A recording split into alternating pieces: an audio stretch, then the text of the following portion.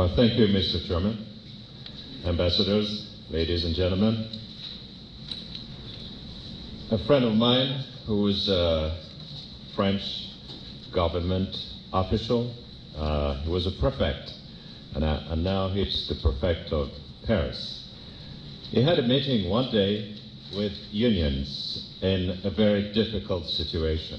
The situation was not far from revolt and riots. And when he sat at a table, the discussion came immediately to the rule of law. And my friend told the unions, you cannot get this. The law is clear. What you are asking for is against the law. And the response of the unions was, what? The law? Well, law is just a good start to negotiate. Law is a starting point. In the mind of the prefect, the rule of law was what it has to be, which is a mandatory rule, a rule with a content and a purpose. In the mind of the unions, the rule of law was an instrument, a tool, something one can need, one can manipulate, one can bargain, one can use as a weapon or throw away as a piece of paper. This story brings me to the lawfare issue. And I'm very pleased and honored to be with you today. I thank my friend Jay Sekulow, who invited me, and also Brooke Goldstein for having me today. I'm always happy to be in New York, the city that makes dream all Europeans, as you know. And there is a nice statute not far from here given to the American people by some friendly people. I like it because it symbolizes, as you know, the highest human value, I think, which is liberty.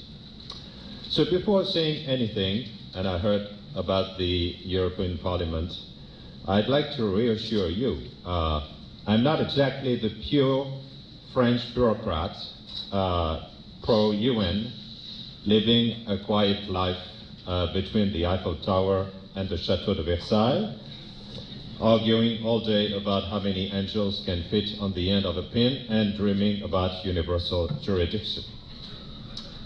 I'm not that kind of guy, I think. I've been a close friend to the United States for 20 years. When a member of your Supreme Court introduced me to the president of this country, he introduced me as a kind of modern Lafayette, which was very kind. And I want to say that I've been a friend of Israel for long, and I grew up in Algeria, in North Africa, and in the south of France. And, well, I have some intelligence and military training. I know Lebanon, Israel, and the Arab Muslim world quite well. So I would say that my world is the Mediterranean world, and also I'm a lawyer, so I know a little about what lawfare can mean, because law may be a weapon and litigation a battlefield. So I'm here to, I think, to say two things. The first is by pointing some wrong use of lawfare in Europe, just to show you that we do share your concerns. And the second point I'd like to mention is to propose a method, and I think we have one European method, and which can help to eradicate such wrong use of law. Now, the one example about lawfare in Europe, I had many examples in mind, but I have to speak only about one. It's about banning in Europe the burqa. As you know, it is a big controversy, especially in France. Can Europeans ban the burqa in public places? Our Supreme Court, which is le Conseil d'État, will issue an opinion very soon, at the end of this month. And I think the burqa is the typical lawfare example because all components are there.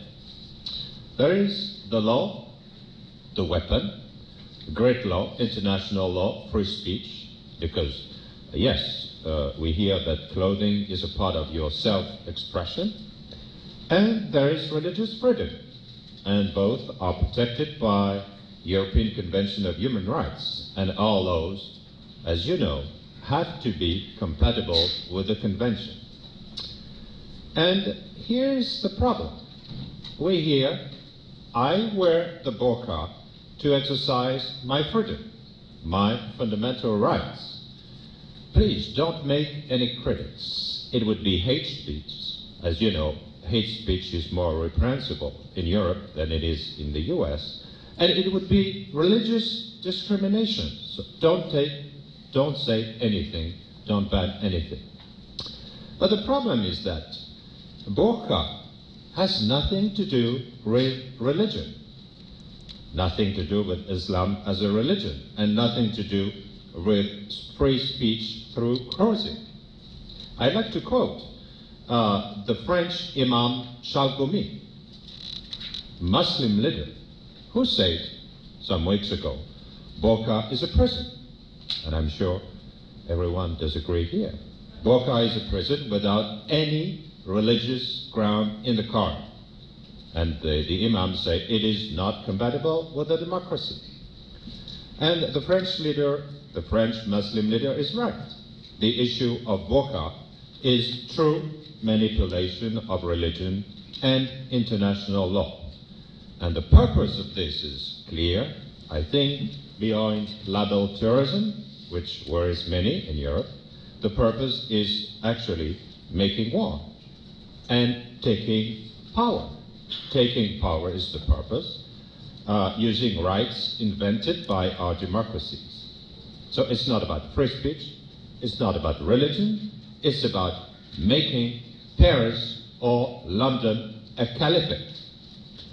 I'd like also to mention on this point that the European Court of Human Rights is quite reasonable on that issue, because it said in 2008, it's a dog rule case, that prohibiting the veil in public places is compatible with religious freedom because of the necessity to avoid any kind of pressure and exclusion of others. One example, just to show you that we do share your concerns. Now, second point, how can Europeans contribute to fight the wrong use of lawfare? I think there are three ways. First, we can help, and as you know, we have common roots. We come from the same roots, the 18th century Enlightenment, rationality. We can help with our legal philosophy by working on the goals of the rule of law. I think that lawfare relies on a disconnection between the rule of law and its finality. So we have to reject positivism and focus on the finality of the rule of law. Second, we have to limit the scope of international law by preserving the sovereignty of EU member states. And finally, you should use, I think, you should do more the issue of subsidiarity. As you know, subsidiarity was inspired from Aristotle and Althusius. It is mentioned in the EU Treaty. It says that member states are first on their territory and international community is second. When we do fight terrorism, we don't need EU, we don't need the ICG, we don't need ICC or UN. People have to fight terrorism on their own territory. Nations are first, and that's the principle of subsidiarity.